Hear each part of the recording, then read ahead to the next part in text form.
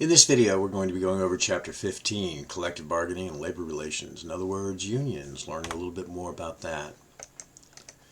Now, unions are where you get a group of people together, and what they do is they represent each other and protect each other as far as what's going on within the organization. And you set up contracts with unions as far as what the pay will be, what the benefits will be, working conditions, things like that. Now, labor relations is what human resources is responsible for. In other words, making sure that the relationships between management and labor are good, and they're negotiating contracts and things like this. Now, you have different types of unions. You have craft unions and industrial unions. Craft unions are things like the plumbers. In other words, they're focused on a particular skill. The industrial union would be something like the United Auto Workers. In other words, they are representing a lot of different crafts, but it's primarily an industry type of thing. Now, you have these national unions, and they have local offices, local units that go along with the various companies that they are in. Most of the interaction that companies will have will be with the local union. Now, except when you're talking about, General Motors putting together a new contract for all their stuff, they're going to be dealing with the national union. And what unions do is, at that local level, is they elect a union steward. The union steward is the person who is representing all the members of the union with management, and any kind of issues with labor relations, problems with a particular person, things like that, they're going in and representing that person. Now, the thing is, union membership has been dropping quite a bit. Right now, it's not even around 11% of the total workforce, okay? There's a lot of reasons for that. First of all, managers finally figured out that companies get a union when they deserve one. So in other words, if you're treating your people like garbage and things like that, you're going to get a union because the people want some sort of a voice, and they want some kind of protection as far as what it is that's going on. You can see that union membership has been dropping quite a bit now, except for public unions. In other words, the Service Employees International Union, the SEIU, they represent a majority of the government workers that are part of the union, that are actually unionized. The statistics I was looking at before was about over half of the union members in the United States today are government workers, and it's about 35% or 40% of the government workers are members of a union. So the thing is, those government unions are really very strong. Okay, government workers do have the right to organize and to work on contracts, to negotiate, things like that. However, it is illegal for federal and state workers in most states to go on strike. And police and firefighters cannot. I mean, you think about the public protection, those folks cannot go on strike. Now, the impact of unions on companies, what it does is it reduces the profits that companies make. The reason for that is because, first of all, unions are always looking for and trying to get for their members more pay, more benefits, things like this. It also the contracts will talk about what it is that those people can do, how many hours they can work, how much they can work, and things like that. And so there's really there's a real clash between management and union as far as what it is that they're trying to do. Management's goals are to increase profits. You think about it, the senior management of the organization has a fiduciary responsibility to the owners, to the stockholders, to try to provide as much in the way of profit as possible. They want to keep labor costs low and things like this. They want to have flexible operations. So if you have people who are short in one area, you can move people from another area into that area that's short. All right? Unions prefer to say, okay, this person's job is here, and that's all that person is going to be doing. Labor union goals are to try to increase the pay, improve the working conditions and the benefits for their members, and to give them a voice as far as what decisions are being made in the organization. So there's a real clash between management and unions that go about doing this. Now, one of the things that a lot of unions have is what's called a checkoff provision. In other words, in the contract it states that the employer will deduct the union dues from the employees' paychecks and then provide that to the union. That way the employees don't have to try to pay their dues on their own to the union. The company's deducting it from their paycheck and then giving it to the union.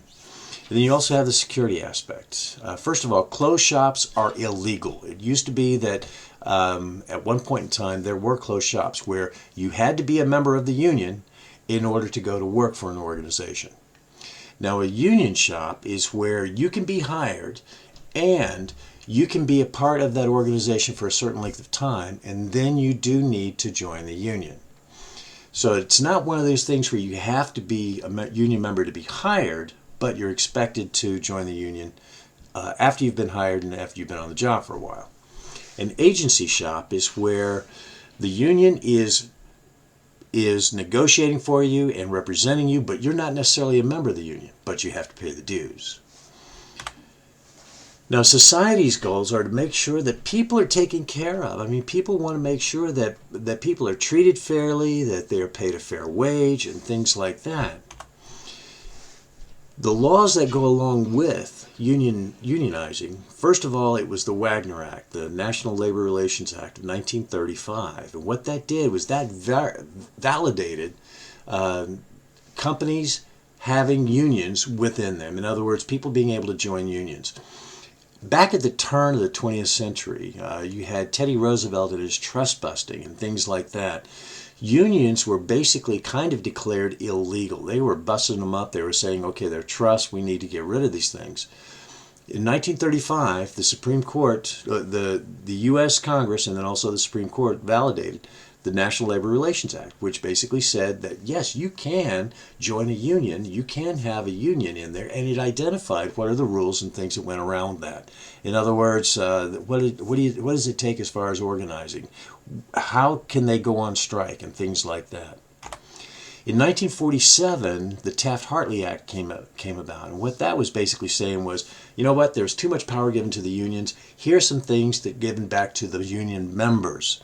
In other words, union members could be a part of an organization if the state passed laws where it was right to work, where you did not have to be a union member to work at that organization. That was valid. You were free to join the union or not, and it made union shops illegal. Okay. Now, the Landrum-Griffin Act came out in 1959. What that did was that actually gave a little bit more power back to companies, all right? What it did was it regulated some of the union's actions, and it increased the amount of transparency that went out as far as what was going on with their finances and things like that. You can see that there are a lot of states that have right-to-work laws. In other words, you don't have to be a member of the union in order to work at that place. Now, the National Labor Relations Board, the NLRB, are the ones that enforce the laws of the NLRA, the National Labor Relations Act. In other words, what it does is it makes sure that the elections are taken care of correctly. It prevents any kind of unfair labor practices. It investigates some of the things that might come out, any of the complaints and things like that. When you start talking about union organizing, in other words, you have a bunch of folks who are part of an organization, they're working there and they'd like to have a union. Well, typically what happens is union reps will then contact the employees. They might, call them at home and things like that. And they ask them to sign an authorization card.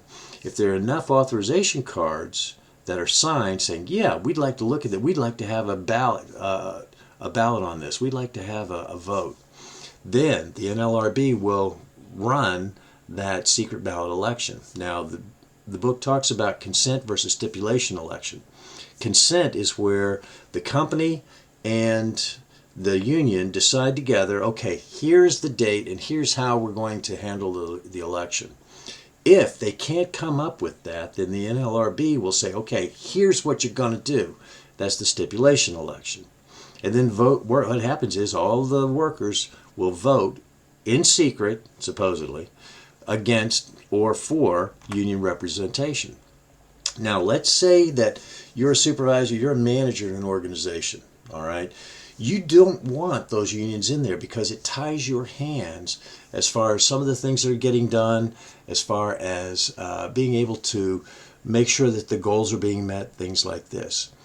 The things that you want to do to discourage unions from coming in are things like make sure that people understand their response, the company's response to any kind of pro-union arguments. In other words, we're not going to deny you the opportunity, but here's the options. Here's the reason why you may not want to join. You make sure that people are recognized and appreciated for what it is that they're doing.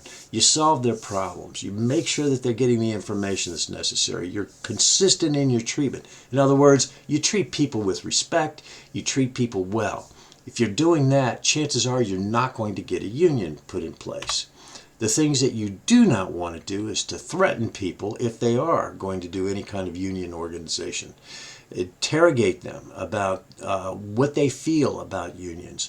Promising something if they don't join or if they vote against, things like that. These are illegal. These are things that you cannot do as far as trying to discourage unions.